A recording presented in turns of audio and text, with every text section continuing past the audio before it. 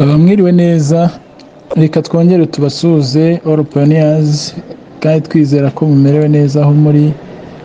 Nk'uko n'ubundi ejo nimugoroba hari ubutumwa twari twabahaye buturutse muri Ecological Development International cya GCV Trade International, aho twababwiraga yuko turi kwifuza kubonana n'abacuruzi bafite ubushake bwo kurangura ibicuruzwa byabo bakoresheje igice kimwe cy'uburyo busanzwe bw'amafaranga asanzwe n'igice kimwe cy'amafaranga anyuze mu ikoranabuhanga ryacu rya P-Network, cyangwa se 50% ya GCV na 50% y'uburyo busanzwe bw'imyishyurire. Ngira ngo rero twakomeje kubabwira ko ni amakuru natwe tuba dukurikiranye kandi tuba duharanira kugira ngo tuyashake tuyakurikirane, kandi tuzi ko ibyo dukora natwe uyu munsi tubikora mu bwitange. Ngira ngo uyu munsi nta mushahara jyewe nkorera, nta n'ikindi icyo ari cyo cyose nkorera, ariko tuba tuvuga ngo turi gukorera kugira ngo intego z'ibintu twaharaniye, ibintu twarwaniriye bigera ahantu bizagera heza, tubibone byabaye byiza, kandi n'abantu twafashije twitangiye gufasha nimuzishima natwe tuzaba twishimye. Bivuze ngo rero urugendo twakoranye ni rurerure, mwakoranye na OTC Group, mwakoranye na Olivier, ni urugendo rurerure. Uyu munsi aho twagiye tugera tukaba dufite byinshi twagerageje gukora, bimwe bikemera se cyangwa ibindi bikaba bitanakwemera. Nuko ari urugendo rwo kugira ngo tugende tugerageza icyiza cyose gishoboka muri uyu mushinga kugira ngo kigerweho. Amahirwe rero menshi dufite nuko ibyo turi kubatangariza ubu dufite ababihagarariye, kandi noneho bo ubwabo bari kubasha kuduha icyizere gikomeye cyo gukorana natwe, ndetse urumva ntabwo ari ugukorana natwe nk'abanyarwanda gusa cy'abarundi, ahubwo ni ugukorana natwe nk'urwego rwa Afurika, kuko n'ibindi bihugu byose turi ku murongo umwe, turi gusangira amakuru amwe. Murabizi ko twabivuze kenshi tubisubiramo ko PAI ari amafaranga, ndetse uyu munsi intego ihari, intambara ihari bari kurwanirira niyo kugira ngo PAI izahinduke amafaranga avuye muri coin aba amafaranga yihindurizwa mu mafaranga asanzwe. Nk'uko wavuga ngo ufite amadolari, ufite amanyarwanda, ufite amashiringi ya Kenya n'andi, uba ari kuvuga ngo ufite PAI yivunja ku mafaranga ayo ariyo yose. Iyo rero niyo ntego. Kuba rero icyo kintu nacyo bari kugiharanira, bari kukirwanirira, ntimugire ngo nuko nabo batababaye. Abo tuvuga ni bande? Ni Abashinwa, nibo nabo bashyize imbaraga nyinshi muri uyu mushinga, bagaragaza uruhare n'ubushake bwo kugira ngo ibintu byose bibe byagerwaho bigende neza. Murabizi ko kugeza uyu munsi ibihugu byinshi muri uyu mushinga bitegereje ko hazabaho Open Mainnet. Open Mainnet rero kubaho ubwayo izabaho, ariko ifite ibyo ishingiyeho, ifite ibyo igendeyeho. Muzi ko mbere na mbere habanje kuvugwa yuko hashyigikiwe GCV yarashyigikiwe, abantu baritanga bakora ibishoboka mu bihugu bitandukanye, bagaragaza ubushake bwo kuyihesha agaciro, biremera, bigerwaho, biranashimwa. Ariko kugeza uyu munsi kuba Open Mainnet itaraba, nuko uruhande rurebana na management ya P-Network narwo rugifite ibyo rugitunganya, akaba ari nayo mpamvu twahawe kuba twihanganye kugira ngo ibyo bigitunganywa nabyo birangire. Icyo dushatse n'ubundi nanone rero kugaruka tuvugaho nuko hari abantu batasobanukiwe neza na message twatanze ejo, twifuje kugira ngo tugaruke tuyinonosore, tuyisobanure neza. Ejo twababwiraga yuko hakenewe abantu b'abacuruzi, kambisubiremo neza, hakenewe abantu b'abacuruzi cyangwa n'abifuza kuba abacuruzi ariko bashobora kurangura ibicuruzwa byabo mu Bushinwa. Ni ukuvuga ngo igihari ni iki? Uyu munsi uyu muntu ushaka kurangura mu Bushinwa azarangura ibicuruzwa bye abizane mu gihugu cye, yishyura imisoro, yishyure shipping, ariko ibyo ngibyo byose nubwo yabyishyura we azabicuruza uko ashaka, ashobora kubicuruza mu buryo nawe wenda abisangiza abapayiniyazi bakamwungukira, kuko uyu munsi ushobora kuranguza payi ebyiri ukazana ibintu byinshi, ariko ukazacuruza wungutse ukabona nka payi 15. Urwo ni urugero, ukunguka ku rwego rwa GCV, ukunguka no ku rwego rw'amafaranga asanzwe. Bivuze ngo rero umuntu wese we ugiye kwiyemeza kuzakora komande ni uko ari umucuruzi ukeneye kunguka, ukeneye gucuruza nawe akazunguka. Ibyo rero akaba ariyo mpamvu habayeho kubwira ba bacuruzi bose bumva babikeneye, cyane cyane ko hari abo twamaze kubona rwose, hari urutonde rw'abo twamaze kubona babyifuza. Rero impamvu tukibabwira nuko n'undi wese ugishaka ko ayo mahirwe yayakoresha, kuko nta mahirwe aba yabonetse kuba dufite abo bacuruzi b'Abashinwa bemeye ko baduha ibicuruzwa, kandi noneho mu buryo bworohereza wa wundi uranguye na wa wundi uzacuruza, bose bakabona profit. Rero icyahindutse muri ibyo ni icyo, cyangwa se icyo dushaka kubaho update nyirizina, nuko ibicuruzwa bitangwa cyangwa se twemerewe muri uru rutonde ni ibicuruzwa nk'uko mwanasomye amakuru Doris yine yatanze, ni ibicuruzwa biri hagati $1 n'amadolari 10.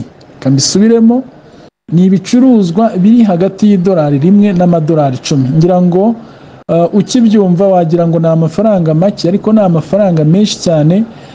Uyu munsi ibintu byinshi abantu bakoresha iyo bikiri ku ruganda, urugero dufashe nko kuvuga ngo inkweto twambara hafi ya twese usanga zirangurwa mu $1, mu madolari 3, mu madolari 4. Dufashe imyenda twambara nk'imipira, amashati, usanga ari amadolari 4, amadolari 3, amadolari 5.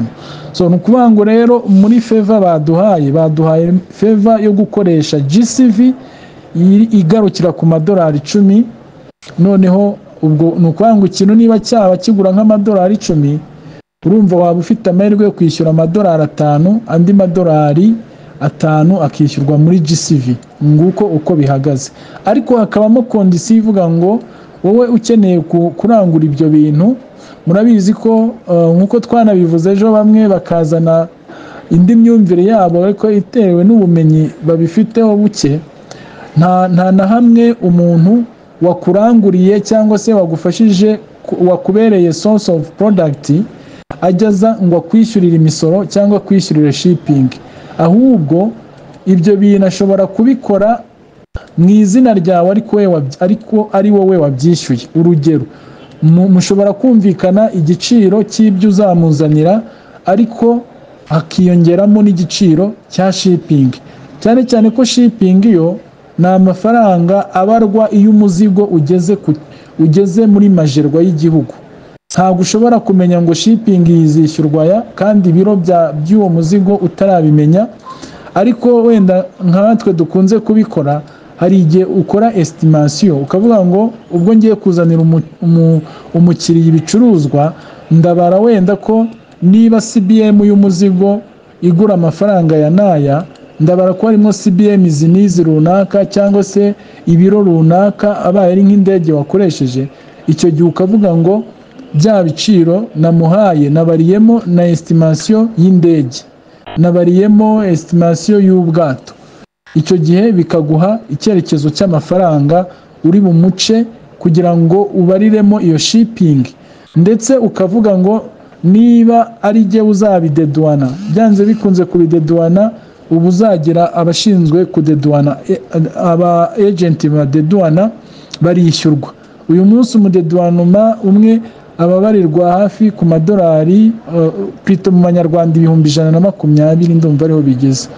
So nukuvuga ngo rero nuko kuntu bimeze, ariko mu rwego rw'ibyo twavuganye n'aba Bashinwa kugira ngo bitaba umutwaro ndetse bigateza n'ibindi bibazo, hifujwe ko ubundi abazakenera izi serivisi turi kuvuga bazatangira komande hamwe. Ni ukuvuga ngo kugira ngo shipping yorohe, kugira ngo imisoro yorohe, reka tubaho urugero rworoshye.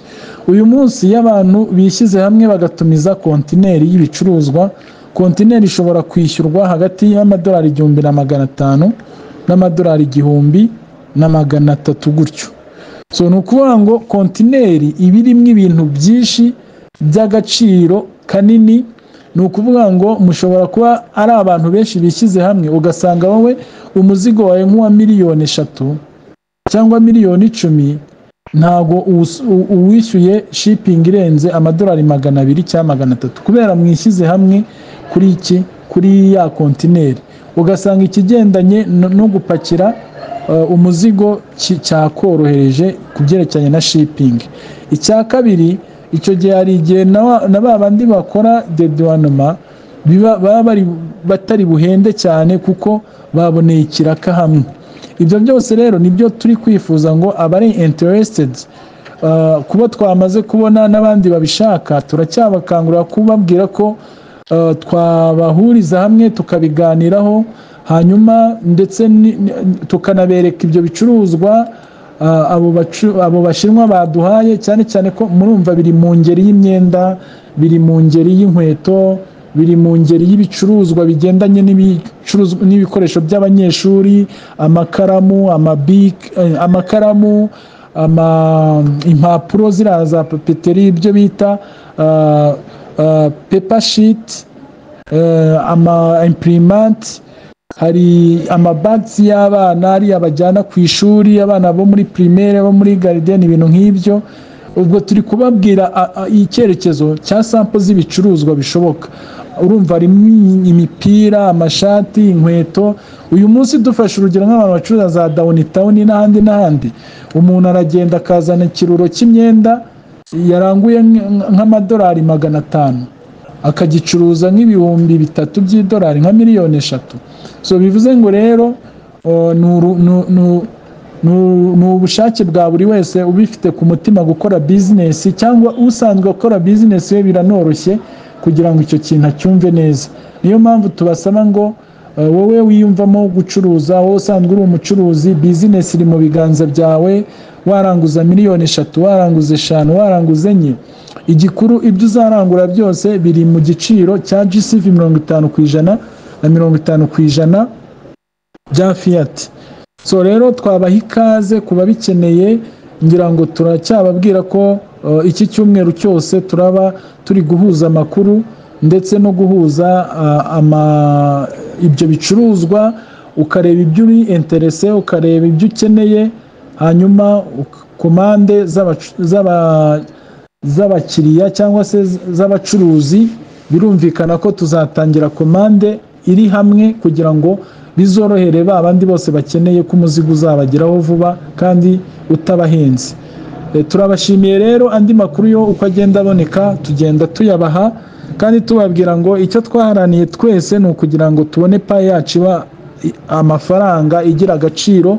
Kuba dufite amahirwe rero y'aba bashinwa batwemerera kuyikoresha, batwemerera kuyakira, batwemerera kugendana natwe no kudutega amatwi, ndumva ari umugisha dufite. Kandi turatekereza ko iyi bata order iramutse ibaye successful bizaba ari urugendo rwiza rwo gukomeza tugakora akazi, kubera ko birumvikana ko abantu bose bazaba bagize amahirwe yo gutangira kubona ko opportunity ya payi ihari muri business zitandukanye. So ibyo nibyo bicuruzwa, wenda n'ibindi tutaramenya batwemerera, ariko ibishoboka byose tuzajya tubibaha amakuru. Kimwe cyo niba ufite payi zawe komeza uzirinde kandi wumve ko ari amafaranga ufite. Ibindi byo uko tugenda tubona amahirwe y'andi makuru tuzajya turushaho kuyasangira. Imana ibarinde mwese. Ciao ciao.